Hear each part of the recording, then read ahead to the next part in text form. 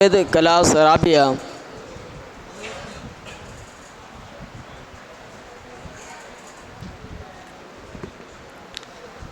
الحمد للہ رب العالمین والصلاة والسلام على رسوله النبی الکریم، اما بعد فاعوذ باللہ من الشیطان الرجیم، بسم اللہ الرحمن الرحیم۔ كتب الله لأغلبن أنا ورسلي، وقال النبي صلى الله عليه وسلم بعثت لأتمم حسن الأخلاق۔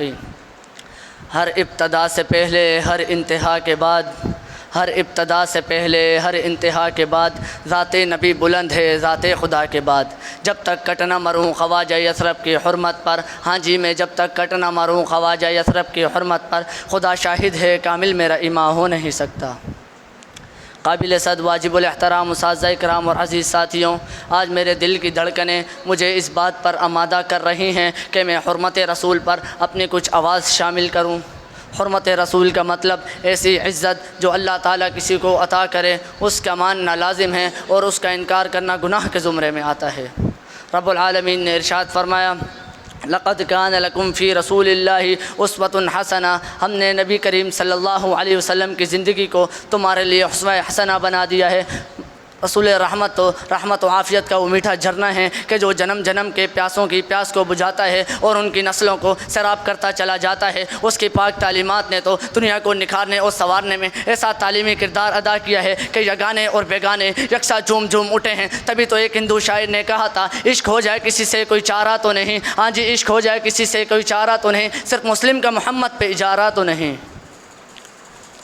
احباب علم و دانش، جو لوگ میرے آقا کی شان پر انگلی اٹھاتے ہیں، یہ آیت انہی کے لیے نازل ہوئی ہے کہ وہ زمانے کے بدترین لوگ ہیں۔ فرمایا ان الذین یحادون اللہ ورسولہ اولئک فی الاذلین، بے شک جو لوگ اللہ اور اس کے رسول کی مخالفت کرتے ہیں وہ زمانے کے بدترین لوگ ہیں۔ وہ آل رسول پر بکواس کرنے والوں، میری یہ بات کان کھول کر سن لو، تم میرے نبی کی شان میں جتنی بھی بد کلامی کرتے رہو، میرے نبی کی شان میں جتنی بھی بد زبانی کرتے رہو، ان کی شان میں جتنی بھی گستاخی کرتے رہو، رب کعبہ کی قسم ان کی شان میں ذرہ برابر بھی کمی نہیں آ سکتی۔ کتب اللہ لاغلبن انا ورسلی، کیونکہ رب العالمین نے ارشاد فرما دیا میں اور میرے رسول ہی غالب رہیں گے۔ اسی طرح ایک اور جگہ ارشاد فرمایا ورفعنا لک ذکرک، اے نبی صلی اللہ علیہ وسلم ہم نے آپ کا ذکر بلند کر دیا ہے۔ جو وجود کائنات ہے، جو علم کائنات ہے، جو عمل کائنات ہے، جو صداقت کائنات ہے، جو شرافت کائنات ہے، جو عظمت کائنات ہے، جو اتحاد کائنات ہے، جو رحمت کائنات ہے، آج ان کی گستاخی سرکاری سطح پر ہوئی۔ میرا یہ سوال ہے گستاخی کس کی ہوئی؟ تو جواب آتا ہے بھائی گستاخی تو اس کی ہوئی جس سے رب کے قرآن نے کہا وما ارسلناک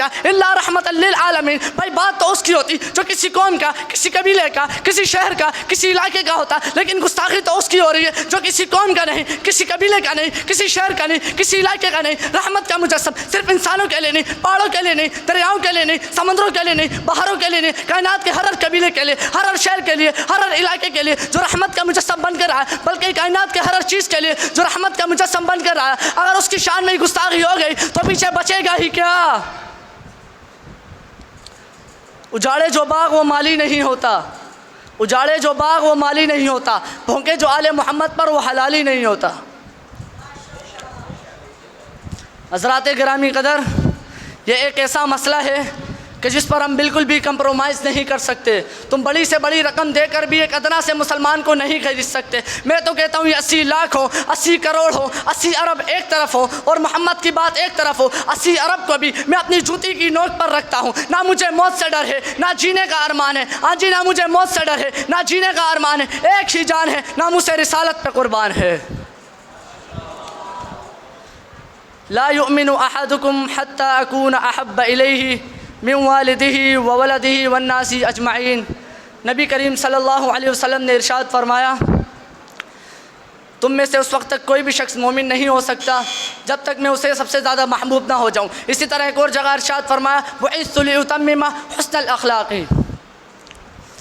میں تمہیں اس لیے بھیجا گیا ہوں تاکہ میں حسن اخلاق کی تکمیل کروں۔ اور آج انہی کی شان میں گستاخی ہو رہی ہے، اور گستاخی کرنے والا بھی کوئی مرد نہیں بلکہ عورت ہے۔ وہ عورت جسے دنیا میں عزت میرے حبیب نے دی، اگر آج دنیا میں عورت کا عروج ہے تو رب کعبہ کی قسم، میں رب کعبہ کی قسم، تعلیمات محمدی کی وجہ سے عورت اگر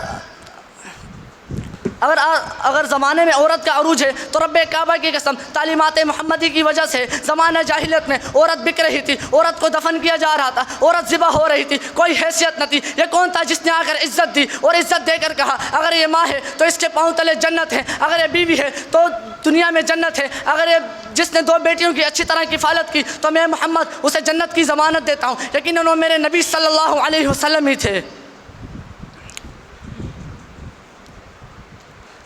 نبی کریم صلی اللہ علیہ وسلم نے فرمایا بعثت لأتمم مکارم الاخلاق، کوئی بھی میرے دین اسلام کو مٹا نہیں سکتا، کوئی بھی میرے دین اسلام کو مٹا نہیں سکتا۔ میں تو محمد کا غلام ہوں، سر کٹا تو سکتا ہوں، کسی اور کے آگے جھکا نہیں سکتا۔ تاریخ اگر ڈھونڈے گی ثانی محمد، تاریخ اگر ڈھونڈے گی ثانی محمد، ثانی تو بڑی چیز ہے، خود سایہ نہ ملے گا۔ وآخر الدعوانا الحمدللہ۔